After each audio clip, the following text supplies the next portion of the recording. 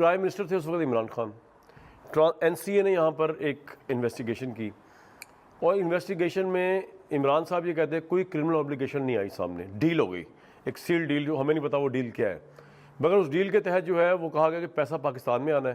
وہ پیسہ چلا گیا پاکستان کے اکاؤنٹ میں نہیں گیا اسٹیٹ بینک اس کے سپریم کورٹ کے, وہ بلکہ گیا ہے اس اکاؤنٹ کے اندر جو اکاؤنٹ فائن کا اکاؤنٹ تھا, جو بزنس ٹائکون کا فائن جمع کرنا تھا.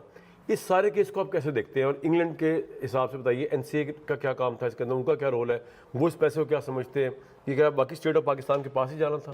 پہلا سوال تو یہ کیا اسٹیٹ آف پاکستان کے پاس جانا تھا یہ پیسہ؟ جی بیسکلی جو نیشنل کرائم ایجنسی ہے ان کی جو ریکوائرمنٹس تھی انہوں نے اس کو آؤٹ آف کورٹ سیٹل کر لیا. آؤٹ آف کورٹ سیٹلمنٹ کا مطلب یہ ہے کہ اس کے اوپر کرمنل پروسیکیوشن نہیں ہوئی, کوئی انویسٹیگیشن نہیں ہوئی, اور یہ آؤٹ آف کورٹ سیٹلمنٹ ہوگی.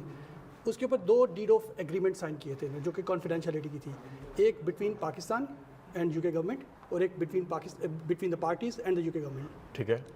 پیسے جو تھے وہ انہوں نے جب part of the deal was کہ یہ پیسے پاکستان میں جائیں گے to the state of Pakistan, not to the any individual. نہیں انڈیویجول کے نہیں, کیونکہ سپریم کورٹ بھی جو ہے اگر آپ اس کو دیکھیں اس کا جو اکاؤنٹ ہے وہ بھی ایک گورنمنٹ کا ادارہ ہے, لیکن وہ آپ اس کو اسٹیٹ کا اکاؤنٹ نہیں کہہ سکتے کیونکہ اس کے اوپر آپ کے پاس ایکسچیکر یا اسٹیٹ بینک کی کوئی اتھارٹی نہیں ہے. آپ کو لگتا ہے کہ این سی اے والے جو تھے یا گورنمنٹ آف برطانیہ انہوں نے اسٹیٹ آف پاکستان سے رابطہ کیا کہ جی پیسے پاکستان کے ہیں, آپ ہمیں اکاؤنٹ نمبر بتائیں کہاں دینے, ایسا ہوا؟ ایسا نہیں ہوا. بیسکلی جو کچھ بھی ہوا, جو اس وقت کے جو ایک مشیر تھے شہزاد اکبر, انہوں نے جو ڈیل کی تھی نا, اس ڈیل میں یہ اکاؤنٹ کی ڈیٹیلز بھی انہوں نے پرووائڈ کی تھی جو کہ سپریم کورٹ کا اکاؤنٹ تھا.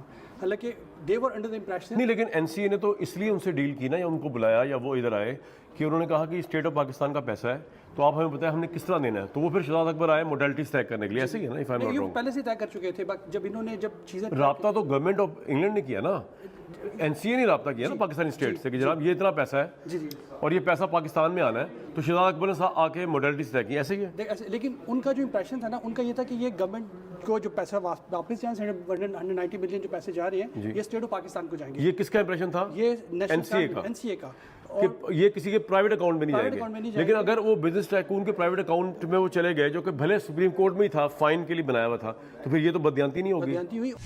اصل میں جو فنڈز یہاں پہ تھے یہ تقریباً کو 15 یہ ڈفرینٹ اکاؤنٹس کے اندر یہ فنڈز تھے. تو یہ 2018 کی بات ہے, 2018 کے اندر, تو جس وقت ہائی کورٹ یہاں پہ انہوں نے یہ فروزن کیا, یہ 140 ملین ایک بنتے ہیں اور 50 ملین ایک بنتے ہیں. 50 ملین کا جو یہ ون ہائٹ پار کرتا, تو آل ٹوگیدر 190 ملین. جب یہ این سی اے کا جب ہوا تو یہ چونکہ انہوں نے اس کو وداؤٹ پلیٹ یہ سارا ایڈمٹ ہو گیا, تو یہ ساری منی لانڈرنگ آپ کہہ لیں اس چیز کو.